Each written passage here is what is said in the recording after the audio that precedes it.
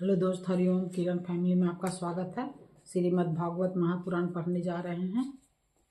श्री गणेशाय नमः।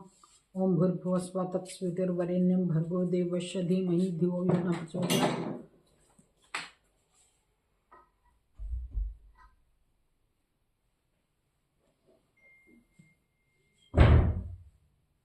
श्री राधा कृष्णाभ्याम नमः। श्रीमद् भागवत महापुराण प्रथम खंड।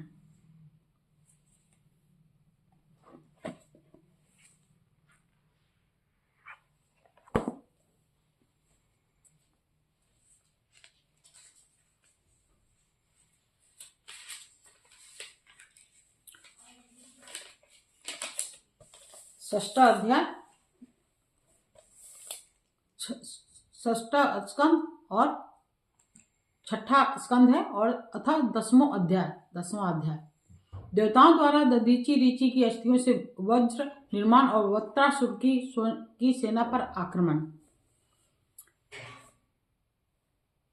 श्री सुखदेव जी कहते हैं, परीक्षित, विश्व के जीवनदाता श्री हरि इंद्र को इस प्रकार आदेश देकर देवताओं के सामने वहीं के वहीं अंतर्धान हो गए। अब देवताओं ने उदार शिरोमणि और अथर्ववेदी दधीचि ऋषि के पास जाकर भगवान के आज्ञा के अनुसार याचना की। देवताओं की याचना सुनकर दधीचि ऋषि को बड़ा आनंद हुआ। उन्होंने हंसकर देवताओं से कहा, देवताओं, आप लोगों को संभवतः यह बात नहीं मालूम है कि मरते समय प्राणियों को बड़ा कष्ट होता है। उन्हें जब तक चेत रहता है बड़ी असह पीड़ा सहनी पड़ती है और अंत में वे मूर्छित हो जाते हैं। अतः जीव जगत में जीवित रहना चाहते हैं उनके लिए शरीर बहुत ही अनमोल, प्रियतम और अभीष्ट वस्तु है। ऐसी स्थिति में स्वयं विष्णु भगवान भी यदि जीव से उसका शरीर मांगे तो कौन उसे देने का साहस करेगा। देवताओं ने कहा, ब्राह्मण आप जैसे उदार और प्राणियों पर दया करने वाले महापुरुष, जिनके कर्मों की बड़े बड़े यशस्वी महानुभाव भी प्रशंसा करते हैं, प्राणियों की भलाई के लिए कौन सी वस्तु निछावर नहीं कर सकते। भगवान, इसमें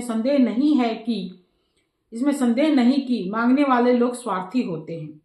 उनमें देने वाले की कठिनाइयों का विचार करने की बुद्धि नहीं होती है। यदि उनमें इतनी समझ होती तो वे मांगते ही क्यों।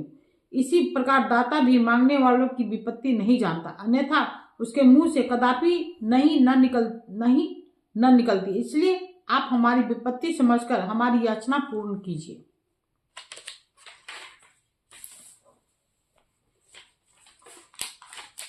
दधीचि ऋषि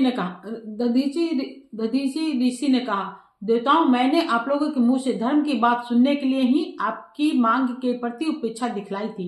यह लीजिए, मैं अपने प्यारे शरीर को आप लोगों के लिए अभी छोड़े देता हूँ, क्योंकि एक दिन यह स्वयं ही मुझे छोड़ने वाला है।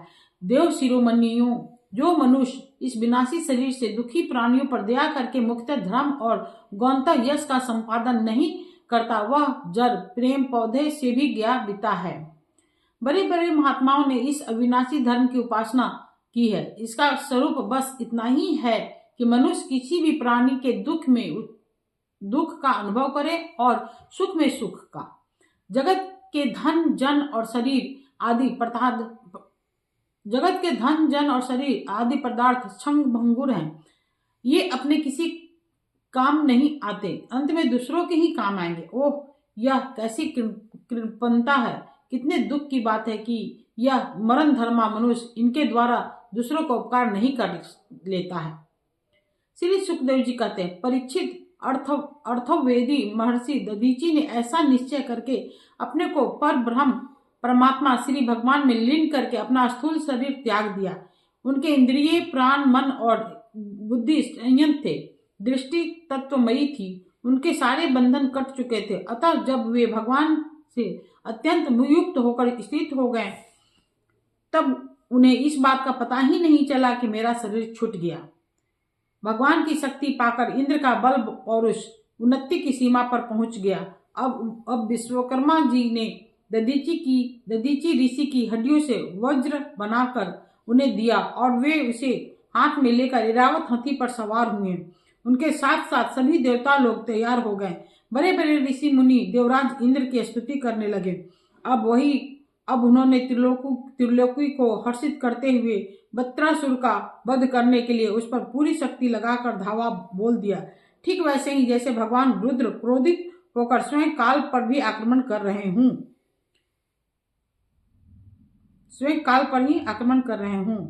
परीक्षित, वृत्रासुर भी दैत्य सेनापति की बहुत बड़ी सेना के साथ मोर्चे पर डटा हुआ था। जो वैवस्वत मनवंतर इस समय चल रहा है, इसकी पहली चतुर्युगी का त्रेता युग अभी आरंभ हुआ ही था। इसी समय नर्मदा तट पर देवताओं का दैत्यों के साथ यह भयंकर संग्राम हुआ। उस समय देवराज इंद्र हाथ में वज्र लेकर रुद्र, वसु, आदित्य, दोनों अश्वनी कुमार, पितृगण, अग्नि, मरुदगण, ऋभुगण, साध्यगण और विश्वदेव आदि के साथ अपनी कांति से शोभायमान हो रहे थे। वृत्रासुर आदि दैत्य उनको अपने सामने आया देख और भी चिढ़ गया। तब नमुची, शंबर, अनर्वा, द्विमूर्धा, ऋषभ, अंबर, हेयग्रीव, शंकुशिरा, विप्रचिति, अयोमुख, पुलोमा, विषपूर्वा, प्रहेति, हेति, उत्कल, सुमाली, माली आदि हजारों दैत्य दानव एवं यक्ष राक्षस स्वर्ण के साज सज्जा से सुसज्जित होकर देवराज इंद्र की सेना को आगे बढ़ने से रोकने लगे। परीक्षित, उस समय देवताओं की सेना स्वयं मृत्यु के लिए भी अजय थी। वे घमंडी असुर सिंहनाद करते हुए बड़ी सावधानी से देव सेना पर प्रहार करने लगे।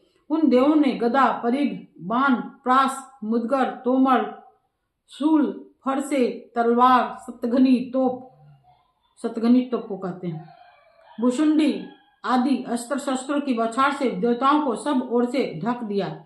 एक पर एक इतने बाण चारों ओर से आ रहे थे कि उन्होंने ढक जाने के कारण उनसे ढक जाने के कारण देवता दिखलाई भी नहीं पड़ते थे। जैसे बादलों से ढक जाने पर आकाश के तारे नहीं दिखाई देते। परीक्षित, वह शास्त्रों और अस्त्रों की वर्षा देव सैनिकों को छू तक न सकी। उन्होंने अपने हस्तलाघवों से आकाश में ही उनके हजार हजार टुकड़े कर दिए। जब असुरों के अस्त्र शस्त्र समाप्त हो गए, तब वे देवताओं की सेना पर पर्वतों के शिखर, वृक्ष और पत्थर बरसाने लगे, परंतु देवताओं ने उन्हें पहले की ही भांति काट गिराया। परीक्षित, तब वृत्रासुर के अनुयायी असुरों ने देखा कि उनके असंख्य अस्त्र शस्त्र भी देव सेना का कुछ न बिगाड़ सके। यहाँ तक कि वृक्षों, चट्टानों और पहाड़ों के बड़े बड़े शिखरों से भी उनके शरीर पर खरोच तक नहीं आई। तब वे सब के सब सकुशल हैं। तब तो वे बहुत डर गए। दैत्य लोग देवताओं को पराजित करने के लिए जो जो प्रयत्न किए, वे सब के सब निष्फल हो जाते।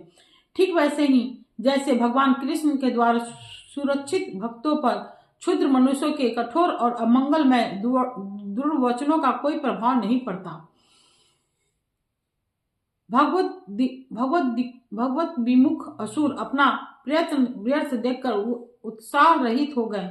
उनका वीरता का घमंड जाता रहा। अब वे अपने सरदार वृत्रासुर को युद्ध भूमि में ही छोड़कर भाग खड़े हुए, क्योंकि देवताओं ने उनका सारा बल पौरुष छीन लिया था। जब धीर वृत्रासुर ने देखा कि मेरे अनुयायी असुर भाग रहे हैं और अत्यंत भयभीत होकर मेरी सेना भी तहस नहस और तितर बितर हो रही है, तब वह हंसकर कहने लगा। वीर शिरोमणि वृत्रासुर ने समय अनुसार विरोचित वाणी से विप्रचिति, निमुची, पुलोमा, मैं, अनर्वा, संबर आदि दैत्य को संबोधित करते हुए कहा, असुरों, भागो मत, मेरी एक बात सुनो। इसमें संदेह नहीं कि जो पैदा हुआ है उसे एक न एक दिन अवश्य मरना पड़ेगा। इस जगत में विधाता ने मृत्यु से बचने का कोई उपाय नहीं बताया है। ऐसी स्थिति में यदि मृत्यु के द्वारा स्वर्ग आदि लोक और स्वेश मिल भी रहा हो, तो ऐसा कौन बुद्धिमान है जो उस उत्तम मृत्यु को न अपनाएगा। संसार में दो प्रकार की मृत्यु परम दुर्लभ और श्रेष्ठ मानी गई है। एक तो योगी पुरुष का अपने प्राणों को बस में करके ब्रह्म चिंतन के द्वारा शरीर का परित्याग, और दूसरा युद्ध भूमि में सेना के आगे रहकर बिना पीठ दिखाए जूझ मरना। तुम लोग भला ऐसा शुभ अवसर क्यों खो रहे हो? इति श्रीमद्भागवते महापुराणे परमहंस्यां संहितां षष्ठ स्कंदे इंद्र वृत्तासुर युद्ध वर्णम नाम 10वां अध्याय।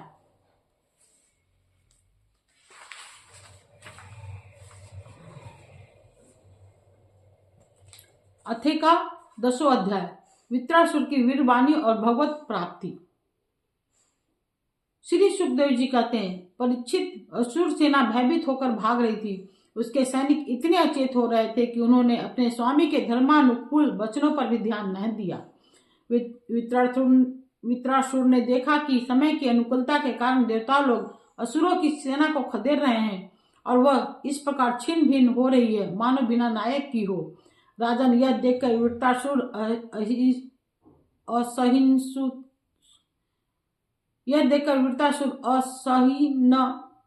असहिष्णुता और क्रोध के मारे तिलमिला उठा। उसने बलपूर्वक देव सेना को आगे बढ़ने से रोक दिया और उन्हें डांट कर ललकारते हुए कहा, क्षुद्र देवताओं, रणभूमि में पीठ दिखाने वाले कायर असुरों पर पीछे से प्रहार करने में क्या लाभ है? ये लोग तो अपने माँ बाप के मल मूत्र हैं, परंतु अपने को सूरवीर मानने वाले तुम्हारे जैसे पुरुषों के लिए भी तो डरपोकों को मारना कोई प्रशंसा की बात नहीं है, और न इससे तुम्हें स्वर्ग ही मिल सकता है। यदि तुम्हारे मन में युद्ध करने की शक्ति और उत्साह है तथा अब जीवित रहकर विषय सुख भोगने की लालसा नहीं है, तो क्षण भर मेरे सामने डट जाओ और युद्ध का मजा चख लो। परीक्षित वृत्रासुर बड़ा बली था। वह अपने दिल डौल से ही शत्रु देवताओं को भयभीत करने लगा। उसने क्रोध में भरकर इतने जोर का सिंहनाद किया कि बहुत से लोग तो उसे सुनकर ही अचेत हो गए। वृत्रासुर की भयानक गर्जना से सब के सब देवता मूर्छित होकर पृथ्वी पर गिर पड़े, मानो उन पर बिजली गिर गई हो। अब जैसे मद उन्मत्त गजराज नरकट का वन रौंद डालता है, वैसे ही रणबांकुरा वृत्रासुर हाथ में त्रिशूल लेकर भय से नेत्र बंद किए परी हुई देव सेना को पैरों से कुचलने लगा। उसके वेग से धरती डगमगाने लगी।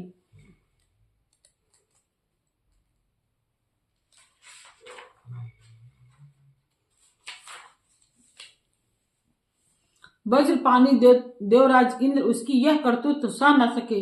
जब वह उनकी ओर झपटा, तब उन्होंने और भी चिढ़कर अपने शत्रु पर एक बहुत बड़ी गदा चलाई। अभी वह सह गदा वृत्रासुर के पास पहुंची भी नहीं थी कि उसने खेल ही खेल में बाएं हाथ से पकड़ लिया। राजन परम पराक्रमी वृत्रासुर ने क्रोध से आग बबूला होकर उसी गदा से इंद्र के वाहन ऐरावत के सिर पर बड़े जोर से गरजते हुए प्रहार किया। उसके इस कार्य की सभी लोग बड़ी प्रशंसा करने लगे। वृत्रासुर की गदा के आघात से ऐरावत हाथी वज्राहात पर्वत के समान तिलमिला उठा। सिर फट जाने से वह अत्यंत व्याकुल हो गया और सब खून उगलता हुए इंद्र को लिए हुए ही 28 हाथ पीछे हट गया। देवराज इंद्र अपने वाहन ऐरावत के मूर्छित हो जाने से स्वयं भी विषादग्रस्त हो गए। यह देखकर युद्ध धर्म के मर्मज्ञ वृत्रासुर ने उनके ऊपर फिर से गदा नहीं चलाई। तब तक इंद्र ने अपने अमृत श्रावी हाथ के स्पर्श से घायल ऐरावत की व्यथा मिटा दी और वे फिर रणभूमि में आ डटे। परीक्षित, जब वृत्रासुर ने देखा कि मेरे भाई विश्वरूप का वध करने वाला शत्रु इंद्र युद्ध के लिए हाथ में वज्र लेकर फिर सामने आ गया है, तब उसने उनके उस कुर पाप कर्म का स्मरण हो आया और वह शोक और मोह से युक्त हो हंसता हुआ उनसे कहने लगा। वृत्रासुर ने बोला, आज मेरे लिए बड़े सौभाग्य का दिन है कि तुम्हारे जैसा शत्रु, जिसने विश्वरूप के रूप में ब्राह्मण अपने गुरु एवं मेरे बड़े भाई की हत्या की है, मेरे सामने खड़ा है। अरे दुष्ट, अब शीघ्र से शीघ्र मैं तेरे पत्थर के समान कठोर हृदय को अपने शूल से विदीर्ण करके भाई के ऊरीन हो जाऊंगा। आहा, यह मेरे लिए कैसे आनंद की बात होगी। इंद्र, तूने मेरे आत्मविवेकता और निष्पाप बड़े भाई के, जो ब्राह्मण होने के साथ ही यज्ञ में दीक्षित और तुम्हारा गुरु था, विश्वास दिलाकर तलवार से तीनों सिर उतार लिए, ठीक वैसे ही जैसे स्वर्गकामी निर्दय मनुष्य यज्ञ में पशु का सिर काट डालता है। दया, लज्जा, लक्ष्मी और कीर्ति तुझे छोड़ चुकी है। तूने ऐसे ऐसे नीच कर्म किए हैं जिनकी निंदा मनुष्य की तो बात ही क्या, राक्षस तक करते हैं। आज मेरे त्रिशूल से तेरा शरीर टुक टुक हो जाएगा, बड़े कष्ट से तेरी मृत्यु होगी। तेरे जैसे पापी को आग भी नहीं जलाएगी, तुझे तो गिद्ध नोच नोच कर खाएंगे। ये अज्ञानी देवता तेरे जैसे नीच और कुकर क्रूर के अनुयायी बनकर मुझ पर शस्त्रों से प्रहार कर रहे हैं। मैं अपने तीखे त्रिशूल से उनकी गर्दन काट डालूंगा और उनके द्वारा गणों के सहित भैरव आदि भूतनाथों को बलि चढ़ाऊंगा। वीर इंद्र, यह भी संभव है कि तू मेरी सेना को छिन्न भिन्न करके अपने वज्र से मेरा सिर काट ले। तब तो मैं अपने शरीर की बलि पशु पक्षियों को समर्पित करके कर्म बंधे से मुक्त हो महापुरुषों की चरण रज का आश्रय ग्रहण करूंगा। जिस लोक में महापुरुष जाते हैं वहां पहुंच जाऊंगा। देवराज, मैं तेरे सामने खड़ा हूं, तेरा शत्रु हूं। अब तू मुझ पर अपना अमोघ वज्र क्यों नहीं छोड़ता? तू यह संदेह न कर कि तेरे जैसे तेरी गदा निष्फल हो गई। कृपण पुरुष से की हुई याचना के समान यह वज्र भी वैसे ही निष्फल हो जाएगा। इंद्र, तेरा यह वज्र श्री हरि के तेज और दधीची ऋचि के तपस्या से शक्तिमान हो रहा है। विष्णु भगवान ने मुझे मारने के लिए तुझे आज्ञा भी दी है, इसलिए अब तू उसी वज्र से मुझे मार डाल, क्योंकि जिस पक्ष में भगवान श्री हरि हैं उधर ही विजय, लक्ष्मी और सारे गुण निवास करते हैं। देवराज, भगवान संकर्षण के आज्ञा अनुसार मैं अपने मन को उनके चरण कमलों में लीन कर दूंगा। तेरे वज्र का वेग मुझे नहीं, मेरे विषय भोग रूप फंदे को काट डालेगा और मैं शरीर त्याग कर मुनि जनोचित गति प्राप्त करूंगा। जो पुरुष भगवान से अनन्य प्रेम करते हैं वो उनके निज जन हैं। उन्हें स्वर्ग, पृथ्वी अथवा रसातल की संपत्तियां नहीं देते, क्योंकि उनसे परमानंद की उपलब्धि तो होती ही नहीं। उल्टे द्वेष, उद्वेग, अभिमान, मानसिक पीड़ा, कलह, दुख और परिश्रम ही हाथ लगते हैं।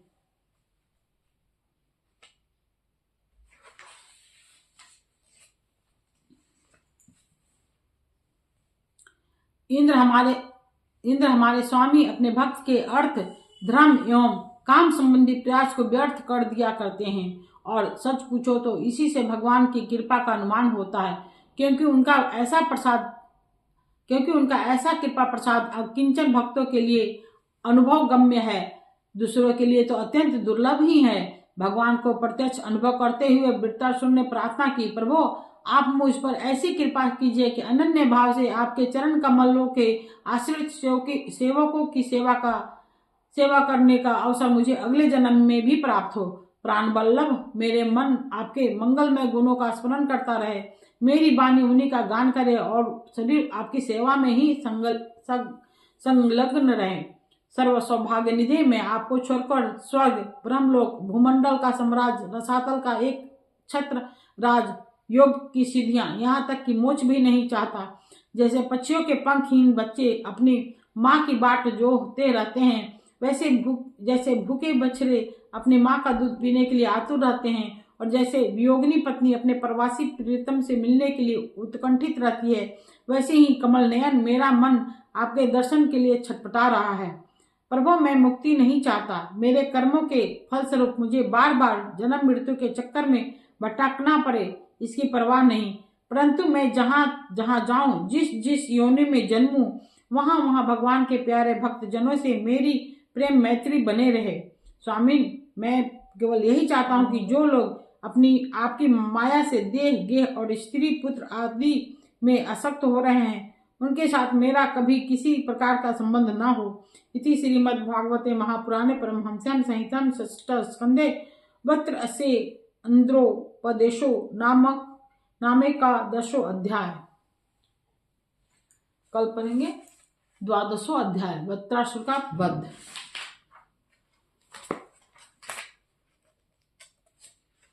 ये जो भागवत पुराण है वो महर्षि वेद व्यास लिखे हैं, लेकिन ये जो बुक है, ये जो बुक है।